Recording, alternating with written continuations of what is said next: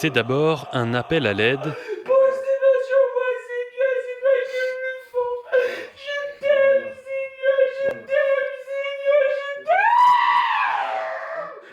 t'aime. puis une autre voix et une autre langue sont utilisées. Akitomo, Kuchabe, Ulabe. Cela fait des années que Marie souffre, elle ressent une fatigue permanente. Au contact de Jean-Paul Visnelda, elle est entrée en transe. Quelques jours plus tard, elle n'a aucun souvenir de la séance d'exorcisme. J'ai pas trop de souvenirs de ce qui s'est passé, je sais que j'étais pas bien.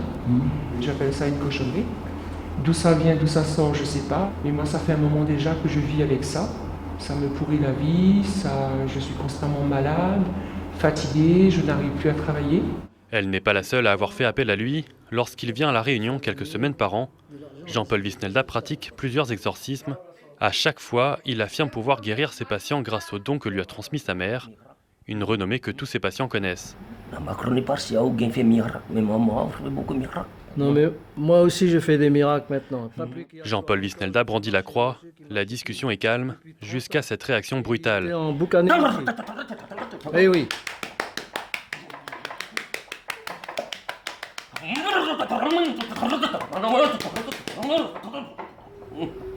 Maintenant Maëda peut sortir de son corps.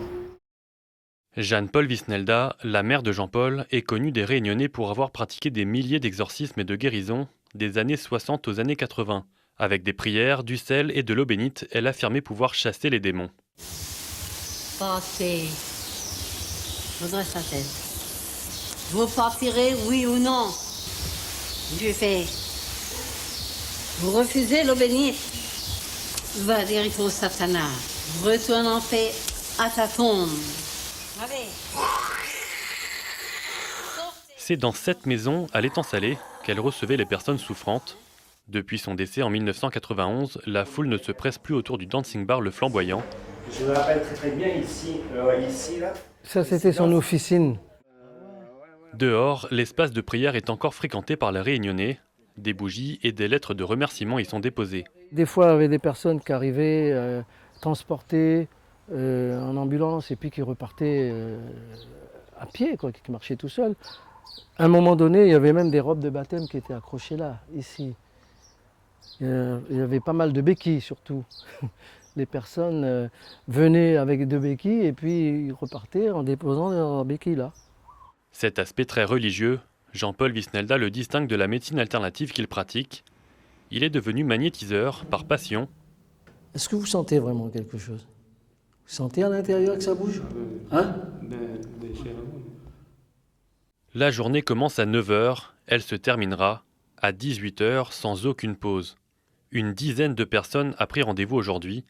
La séance débute toujours par une longue discussion, en faisant attention à ne pas empiéter sur le domaine médical. Vous me tenez quand même au courant de la visite chez votre médecin, mais là, il ne faut pas d'imprudence quand même. Hein. Le magnétisme fonctionnerait par la parole, les objets, les photos. Je vais prendre son empreinte énergétique, ça y est. Voilà. Et par la position des mains. Au contact de celle de Jean-Paul Visnelda, les patients ressentent des vibrations et de la chaleur. J'ai un bien-être, une chaleur et je sens quand même à certains moments des vibrations dans le niveau des pieds et du genou. Le magnétisme consiste à utiliser son fluide énergétique pour soulager des douleurs ou relaxer des patients. Sur les personnes sensibles, comme les enfants, les mains n'ont même pas besoin de les toucher. Jean-Paul Visnelda affirme ne pas demander d'argent pour les consultations. Bon, je vous dois combien? Je demande 40 € pour les frais de déplacement, c'est tout. Là, j'ai payé un billet d'avion, j'ai payé la voiture, j'ai payé tout ça.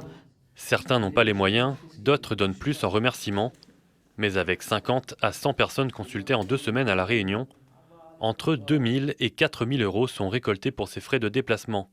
Après chaque séance, peu importe la raison de leur venue, les patients affirment être soulagés. J'avais mal et là je me sens plus, on dit, ouf, comme est-ce qu'il a enlevé un poids là. Le magnétisme n'est pas reconnu en France par les médecins. Beaucoup parlent d'effets psychologiques sur les patients. Concernant l'exorcisme, il n'est validé par l'Église que dans certains cadres très précis. Jean-Paul Visnelda ne demande à personne de croire ce qu'il réalise, mais ses meilleurs arguments sont les nombreux témoignages et remerciements qu'il reçoit tous les jours.